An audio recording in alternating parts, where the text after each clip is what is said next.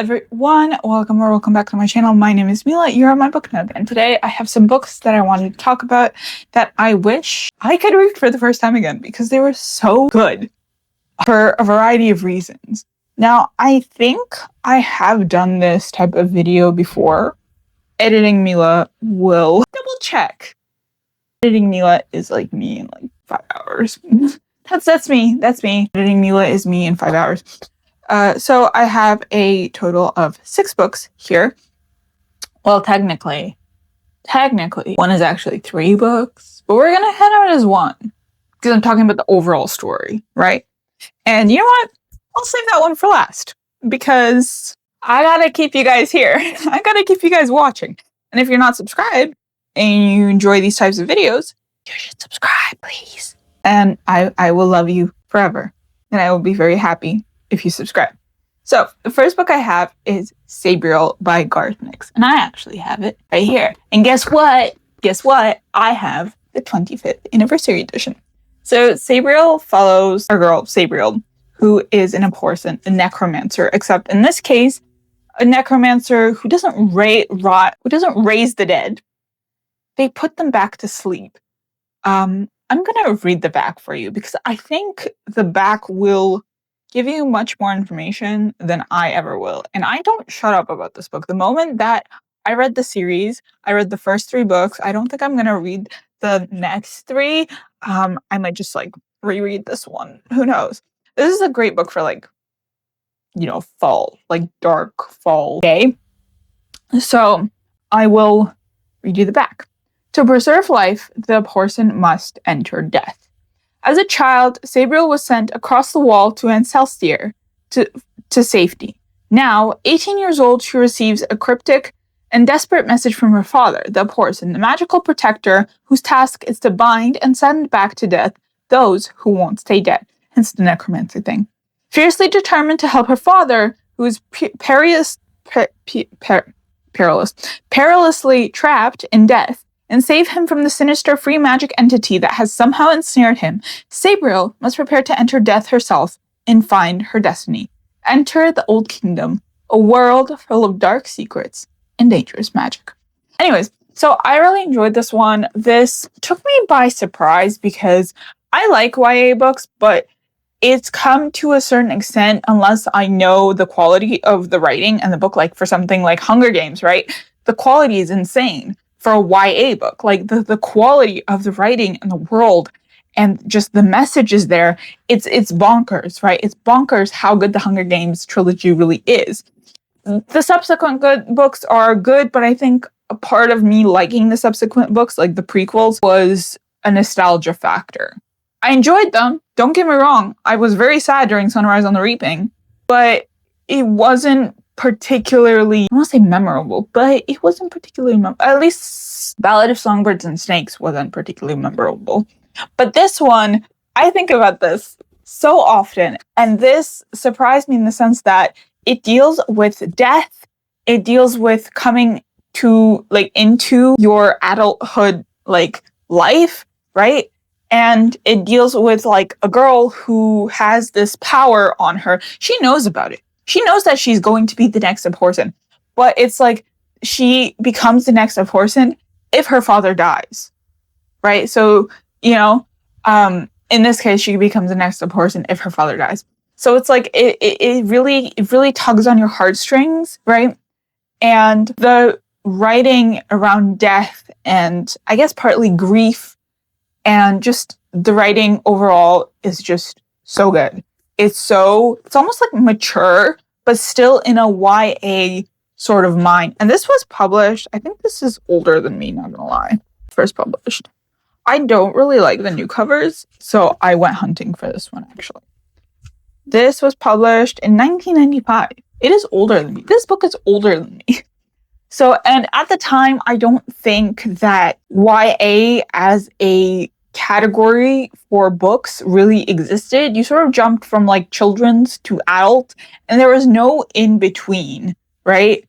And even if there was sort of a group of books, even if there were books with like this age category of 12 to like 18, right? they were still probably going to be categorized as children's books. And really, nobody wanted to write about teenagers, right? And either way, it wouldn't have been categorized as a young adult genre, a young adult category book. But this was, oh man, this is so good. I think about this like every single day. I'm gonna reread it soon. I'm so gonna reread this soon. I'm just gonna put this back. The next book I have is Words of Radiance. Now, I might have mentioned this in the other video I have, hence why I mentioned that I might have another video like this. I think about this book every single moment.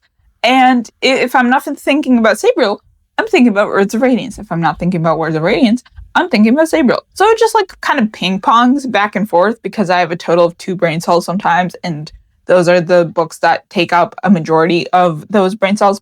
Anyways, Words of Radiance is, I think, out of all the books by Brandon Sanderson that I have read, his best one. Like, he could write amazing books after, but I don't think that anything, even if he takes 10 years to write it, I don't think anything will give me the feeling that Words of Radiance did the first time I read it. Now, I don't think I have the footage anymore for that reading vlog, unfortunately, but I did have, like, I was reading Words of Radiance, and I just remember, maybe I'll find the footage and I'll insert it, I don't know, but it was just so good, and I truly think that this is Sanderson's best book, you know, and everything else just doesn't hit the same when you have something so amazing like Words of Radiance. I can't explain what Words of Radiance is about if you haven't read The Way of Kings. I can't fully explain why Words of Radiance is so good. Words of Radiance is the second book in the Stormlight Archive series. Stormlight Archive notably has 1,000 pages-ish per book. So Words of Radiance is, I think, his second longest book. I think his longest is Wind and Truth. And Words of Radiance is also one of the, I think, highest rated books on Goodreads, and also probably the highest rated book for Brandon Sanderson. And I imagine that book alone has probably sold like a bajillion copies. Like, it's probably his best-selling book. I'm going to tell you right now. I don't know the numbers, so don't quote me on that. But seeing the reactions from people and my own feelings about it, and just the way that people talk about this book with such fondness, I have not heard like a single bad thing. Like, the most that I might hear about like Words of Radiance is that it's too long. But like, you went into it after reading The Way of Kings, so it's like, does that make sense? I don't know if that makes sense. Like, you're not going to read Words of Radiance if you didn't go through Way of Kings and enjoy it to a marginal percent, right? So I don't know. It's so good. It's just so good. The next book I have is The Poppy War. Now, I am due for a reread of the trilogy, and it looks at me every day. I'm going to take my bracelet off. It looks at me every day. Every time I pass my bookshelf, it looks at me. It stares at me. My signed copy of The Poppy War stares at me. I read this in grade 12, and something that really struck me about this is just, it's so good. I don't know what it is, but just the way that it flows is so good. It was really interesting, and it also catapulted me, so to speak, into my like East Asian history phase in like grade 12 and first year of university, which was like, it was a phase. It was one hell of a phase. I don't think I've gotten out of it really. But The Poppy War is just so good. Now, I know it's not everyone's cup of tea, and and R.F. Kuang can be how do I say this? She tends to be a polarizing author. You either love her stuff or you don't, or you love some of her stuff and you hate her other stuff. Like, it goes back and forth. But honestly, The Poppy War, I think it's pure perfection. Is it the best book I've ever read? No. But I think at the time that I read it, and ever since I've like reread it, it's just been the perfect book for me when I was reading it. So yeah, The Poppy War. Then we have The Will of the Many. The Strength of the Few comes out in November, literally in a month. And I have been waiting since, I want to say May 2023 or something like that. I don't remember when. Since 2023. Okay. I have been waiting. Was it 2023? I think it was 2023.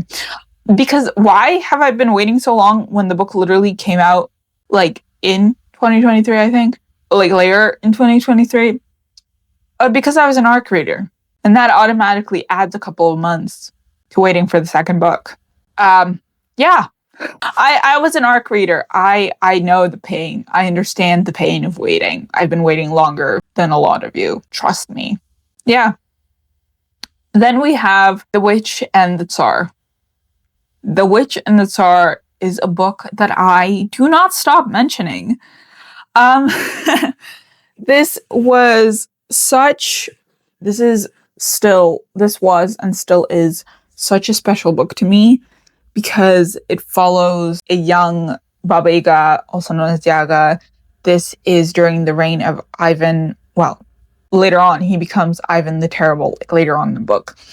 And we follow Yaga. She's a half goddess, half mortal. She's a witch. And oh my God, I can't even explain how much this book's meant to me.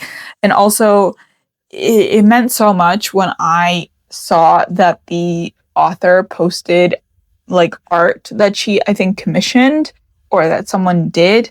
And I think she commissioned it. And Yaga was brunette. Yeah, like it made me feel so seen. And I was like, oh my God, she's a brunette like me. She's Russian and she's a brunette like me. It was such a heartfelt moment. Like, I was just like, that's it. You can't say that Yaga is going to be blonde. She is a brunette. That's it. I will not take any more criticism. It's such a special book to me because, for once, Russians entirely as a whole were not the villain. Like, obviously, there were villains that were Russian because it's set in Russia during, like, the sort of empire and stuff. But as a whole, we weren't the villains. And you saw love, you saw friendship, you saw heartbreak, you saw learning, you saw Yaga come into herself and accept who she is meant to be. And there's just the sweetest love story between her and her later on love interest. And oh my God, it's so good. And the mix of like mythology and folklore and fantasy and historical aspects of the book, as like the description of Moscow during that time. It was like the 15th century, if I'm not mistaken, or 16th century. I keep forgetting. I always forget which century it is. And it was so lush and descriptive. It's like I was there, right? I like jumped into the book and I was there. Yeah, sorry, that was a ramble. Longer than I expected. And the last book I have is Lord of the Rings. I read this for the first time last year. After my mom and I went to see The Two Towers and The Return of the King extended editions in theaters, we missed Fellowship of the Ring, but we saw The Two Towers and Return of the King and altered my brain chemistry. Truly altered my brain chemistry. I'm slowly working my way through the Russian edition of it that I have. So that's still going, but it's going. We are getting there. But the things I would do to watch the movie and to read the book for the first time again, because there were some parts that I just didn't know about. I didn't know who Tom Bombadil was. I didn't know that the Scouring of the Shire was a thing. Again, Tom Bombadil. I didn't know that like in the second and third book, instead of like switching POVs the way it does in the movies. Again, my only exposure was like the movies. That's it, right? Instead of doing like the POV switching that it does in the movies, it's like Aragorn, Legolas, and Gimli, Merry, and Pippin in one section, and then Frodo and Sam in the other section. I think you would be able to sort of read it back and forth the way that the movie does it, because it's practically happening at the same time. But man, it was Theoden's speech, and and we lost the actor of Theoden King, and it was just such a fantastic book, really. Really fantastic. And again, I wish I could read it for the first time. Anyways, that's it for this video. I hope you enjoyed. Do the usual, like, comment, subscribe. Let me know your thoughts down below. And I will see you in the next one. Happy reading!